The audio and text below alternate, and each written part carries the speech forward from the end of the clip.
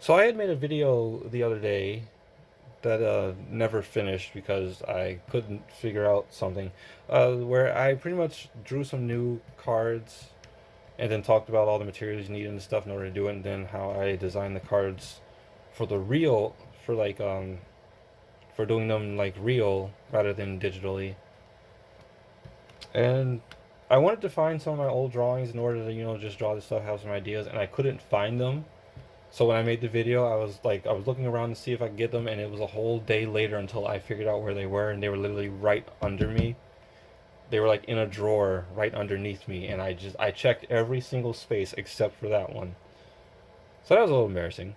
But now that I do have all that stuff, I want to see if I can fit some of these old drawings onto newer cards and figure out what to do with them. So I guess first things first, I should talk. Well, that usually people do this, but they talk about how they make the card. So, uh, cheap card stock. Uh, I got like this isn't even like a full packet. I've used some of this. There's like even more. This stuff is fairly cheap. It's like what? It's like $3 to $6 a pack, and it's like 500 sheets. So if you wanted to make like if you wanted to make like a full deck, with like multiple cards, multiple of the same cards, you could make it like I think you can make like one or two decks. You could definitely make one deck. You could probably make two decks out of it. But that a pencil, a ruler, oops, some colored pencils, just in case you want to color it. I might not, if, depending on how long this video goes. I might also just stitch it together. Uh, right, an actual pencil, because sometimes I feel like using that rather than the plastic mechanical pencil, and a pen. Although I don't seem to have a working one. I don't really use a lot of pens, so there's that. And then trusty scissors. Again, I'm not sure how far I'll get into this video. I might have to edit it together. But yeah, using all this, and then like I said before, I want to use references of like old creatures I made, since I have like a ton of them. Like this entire stack of paper, I believe, has creature drawings on them. Yes. Oh, wait, there's the list. Okay, this isn't that old. This is actually... I actually made this year, so... I got into a phase where... Oh my god, this probably isn't even going to be a card making video. So I got into a phase where I was looking at all the really old Pokemon videos, like how they made the games and stuff, and how they were doing the Pokédex things. And they pretty much would do stuff like this. They would... Is this backwards? Yeah, it's okay, this is backwards. They would sit there and they would just make little designs on, and then they would have them like in little boxes as like what they might use. And so I decided to do that, and I think how many did I make? I know I even numbered them. Okay, 204 creatures, almost 205. And then with the added creatures in here, some of them are duplicates. So with the added creatures in here, that's over like 300 to 500 creatures. And then with the newer creatures, that's like 310, 320, 510, 520, depending, give or take. But I just thought, it's really cool to do this because, well, you don't waste a lot of paper trying to make a bunch of monsters. I didn't use the back because I wanted to make sure that, it was okay. But,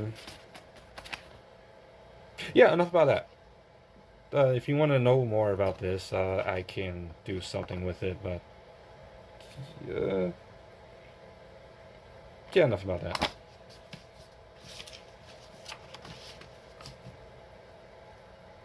Or rather, well, because all these are going to be kind of time consuming. I can say this for, okay, yeah, I can save this for another video. And I can actually use, hold on. I can actually use these guys. It'll be a lot easier. Also, there's this drawing here. Paladin Glaven Elf. She was a card I really wanted to make, but really intricately detailed, and I had to figure out exactly how I wanted to fit all that in a tiny little card. And also, the stuff I wanted her to do wouldn't fit for the current format. I guess you could call it format of the game. I wanted to wait until like things got a little bit more intricate, a little more creative, and people understood what the game was supposed to be. I didn't want to water down her abilities, and that's actually for a lot of cards. I didn't want to water down the card's abilities, so I didn't like I didn't use a lot of the creatures. I just made new ones. But yeah, alright, let's just get into it. I've been talking long enough. It's been about 5 minutes, and I've been on the other end of stuff like this where people talk too much and then don't really do anything. So, here I did use, is he on here? No, he's not. This is one of my older design creatures. I called it Harumite, but then I renamed it, Burning Phasmite because I changed the naming system and everything. This is, I called it a Volcannon-backed behemoth. There are an archetype of monsters I drew. Hold on, you can't see it. They're an archetype of monsters I drew called behemoths that all look pretty much like this with like, a few different alterations. This one in particular has volcanoes in its wrists and its back, and they act as cannons, so just think of like a fiery Blastoise. That would actually make a pretty good Pokemon. Anyway, so yeah, I'm gonna start using one of the 200, one of the 190, 200, yeah, one of the 204 creatures I created. There would have been 205, but at that point I was like, okay, I'm just squeezing stuff out, so I stopped. Oh no, there he is right there. Yeah, that pretty much looks like, if you can see it, that pretty much looks like him. That's pretty good for not, knowing where the drawing came from. So he was creature number 2. Anyway, I'm gonna get started on drawing one of these things. So I'm not sure which one I want to draw exactly. I think I'll just start with an easy one. Actually, so I'm doing it. I'm doing the thing I said I wouldn't do. So let me just get started on one of these, and I'll talk about them later.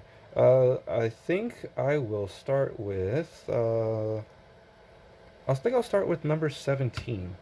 Oh, you can't see that. I'll start with number 17. He is actually a creature I have made, and then I did want to make an archetype out of him called, well, he's called the Jargeist. So Geist meaning ghost, and then Jar, because that's what he's in, so a jarred ghost. And, basically, what would he do? Because I made one originally, and then I made several of them because they all would have done something differently. Let me get this drawing. Let me knock this drawing out of the way, and then let me see if I can remember then. Also, this is kind of a redraw video because I've drawn these once before, and now I'm drawing it in like a kind of a better style. So. Or I'll say a more improved style. I won't say better because that's subjective.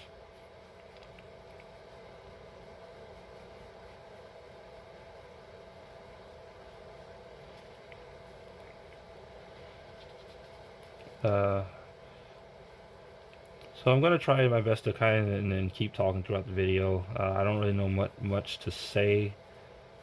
I am trying to do stuff where I get a bit more of an interaction going. But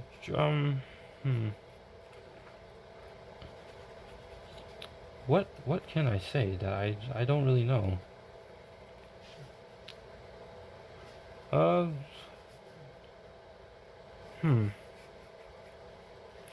Well, one, he's a little bit too big. I should have made him a little bit smaller, but this works out fine. I'm going to do a little circle here for his jar so it can be seen.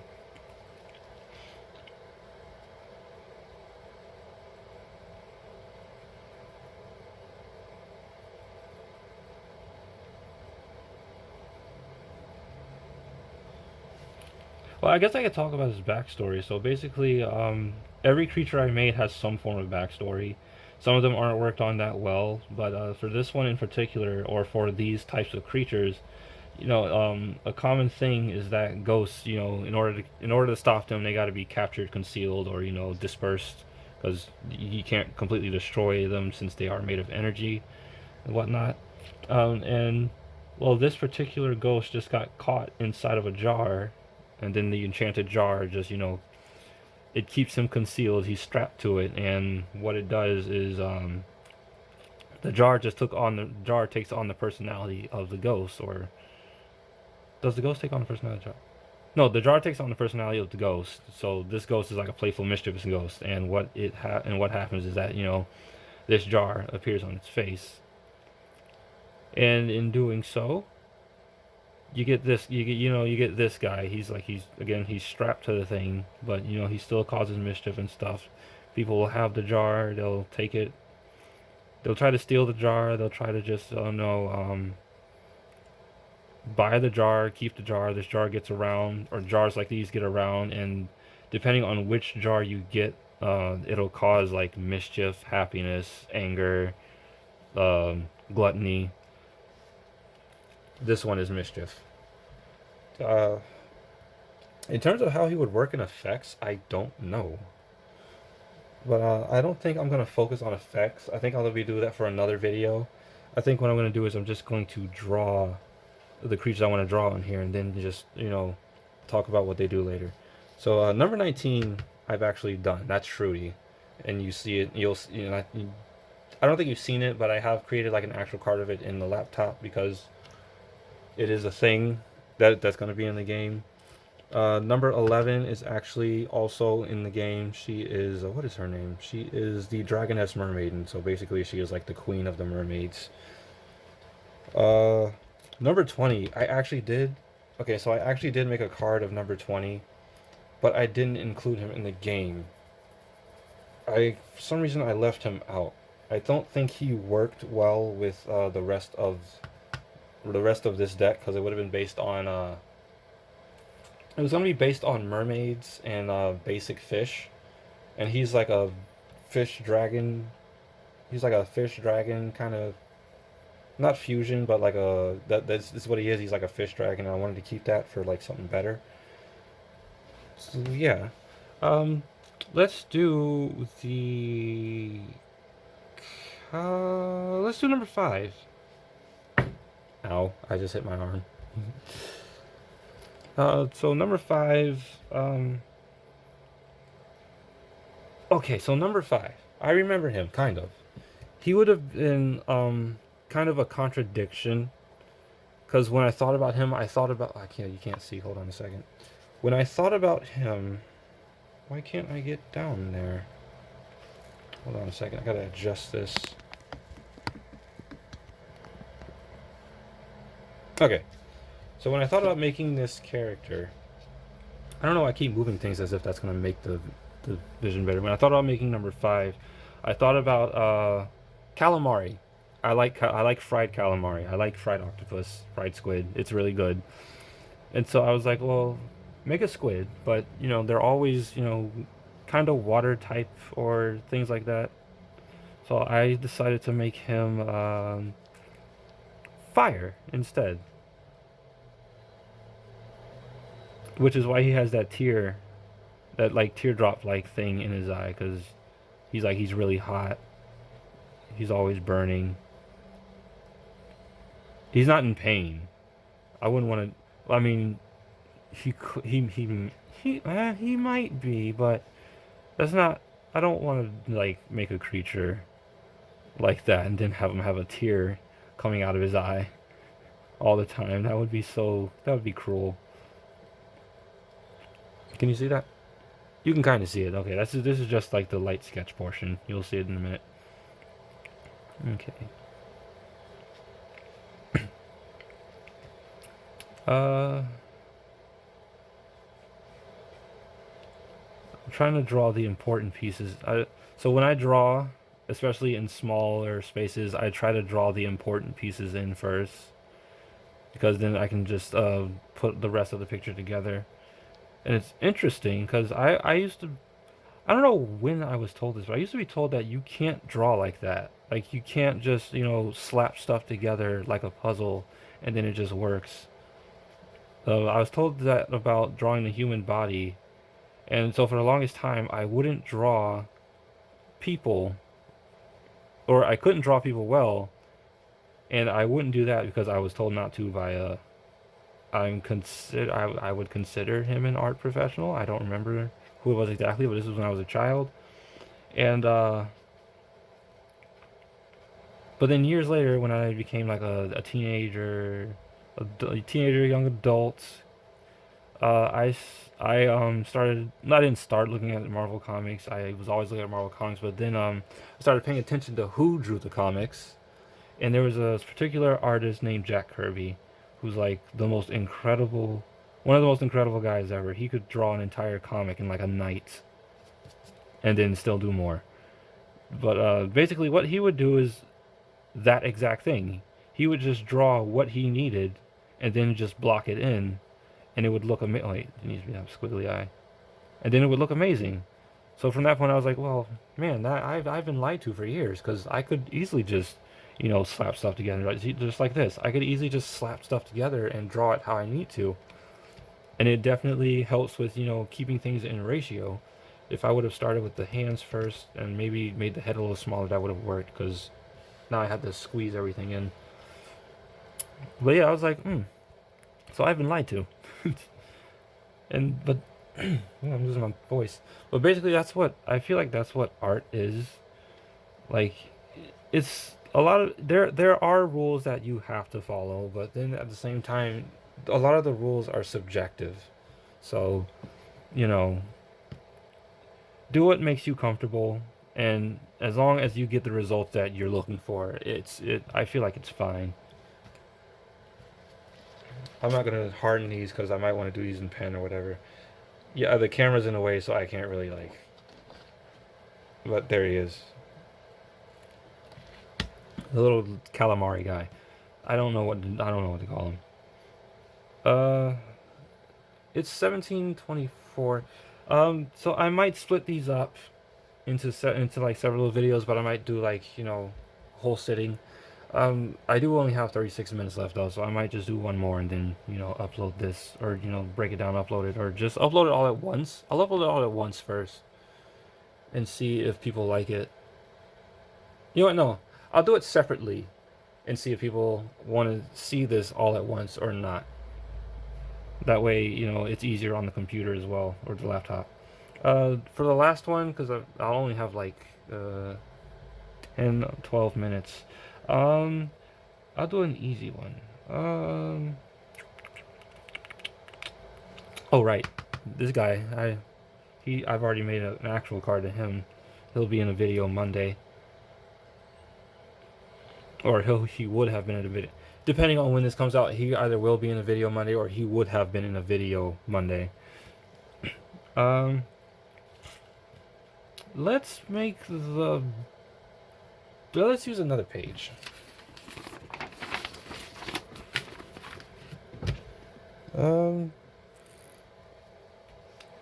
Number 27 is also already in there. Twisterian, the Gale.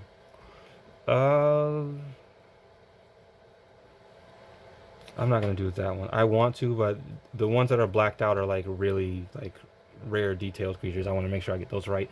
Let's just do. I'm running out of time. Oh god, the feeling you got so many choices. Let's just do the number 25. Number 25 looks okay. Alright, so it's basically like some kind of walking dino lizard thing. Let's see if I can get its shape in. You can't see me draw. Alright, I got 10 minutes. Can I do it? Can I do it? I will make the body small so that way I can get the head in there. There we go. Okay. Okay, yeah, I can do this. Then we're going to make sure his body widens out. Give him Give him a bit of a thickness. Thick legs. He's just thick all around. Uh, he's got the thick, stumpy feet that you usually give like the monster type creatures, like you know in Pokemon. Uh, give him nails. I really hope you can see this. Okay, yeah, you can see this. Or you'll have a little bit of trouble seeing this. The light seems to be better on the camera than it is in real life. Um, he's supposed to have a bit of a gentle eye, so I'll keep it like that.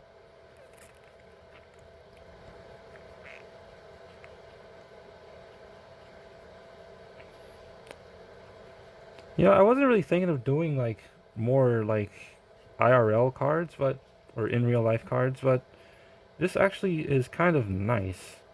The only problem is figuring out the details of how I'm going to put all the effects and stuff on there. I might not do that. I might do like the Yu-Gi-Oh thing they do where like it's just the monsters and then they pretty much just, you know, I won't say BS what they do, but they just pretty much explain what they do, which sometimes is a little bit of a BS situation. Because in the real game, some of them don't work the real way, the way they do in the anime. Because, well, in the real game, they'd probably be broken or they just don't work that well.